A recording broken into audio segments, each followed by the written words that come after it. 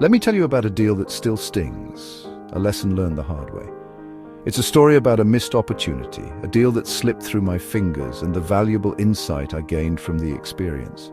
Early in my career, brimming with youthful confidence, I thought I had it all figured out. I believed success was simply a matter of having the right product and the perfect sales strategy. I was so sure I had landed the perfect client, someone who seemed ideal on paper, and the perfect property, a stunning piece of real estate that I knew would be a fantastic investment for them.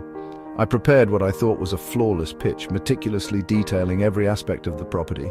I talked non-stop, eager to impress them. With my knowledge and expertise, I was listing every feature and benefit, highlighting the property's potential and its advantages. I left the meeting convinced I was sealing the deal, picturing the signed contract and the successful transaction, but in my enthusiasm, I never stopped to truly listen to what they had to say. The meeting ended with a polite but ultimately disheartening, "We'll think about it." And just like that, the deal slipped away, vanishing before my eyes. For weeks, I replayed that meeting in my head, analyzing every word and gesture. It was then that I had a moment of clarity, realizing I'd missed the most important part of the equation. I had failed to truly understand the client and their needs. I never asked about their real worries, their aspirations, or their dreams for the future. I was so busy selling a property, focusing on its features and benefits. I completely forgot that I was supposed to be helping a person, guiding them towards their goals. That failure, as painful as it was, ultimately became my greatest teacher. I learned that selling isn't about having the slickest pitch or the most persuasive arguments. It's about building a genuine connection with the other person. People buy because of why something matters to them personally, not just because of what you're selling. I realized I'd treated the sale like a monologue when it should have been a dialogue, a collaborative conversation. From then on, I made a conscious effort to lead with curiosity, asking questions and actively listening. I focused on understanding their perspective, not just delivering my pitch. So what's the secret to truly closing a deal? It's simple. Make your client feel genuinely understood and valued. That lost deal forced me to truly listen to my clients, to hear their needs and understand their motivations. And that simple shift in perspective changed everything, transforming my approach and ultimately leading to greater success. We've all been there, haven't we? Made assumptions, jumped to conclusions, and completely missed the mark. How do you avoid my mistake? How do you ensure you're truly understanding your client's needs and desires? The key is simple, yet profound. Start by asking open-ended questions. These are the questions that unlock genuine insights. Instead of a closed question like, "Do you like this kitchen?" which can be answered with a simple yes or no. Ask a more expansive question. How would your family use this kitchen on a busy morning? Encourage them to paint a picture. These types of questions invite clients to share their lives, their routines, and their aspirations, not just their surface-level preferences. Dig deeper. Ask, well, what's your biggest challenge with your current setup? Uncover their pain points.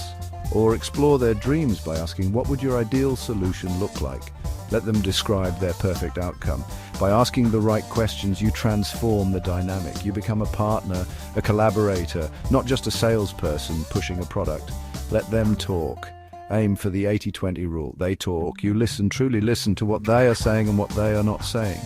Use their answers, their insights to ask even better, more targeted follow-ups. Show them you're paying attention. Every thoughtful, open-ended question brings you closer to crafting a solution that truly fits their unique needs and desires, leading to a much more satisfying outcome for everyone involved. Once they're talking, build a real rapport.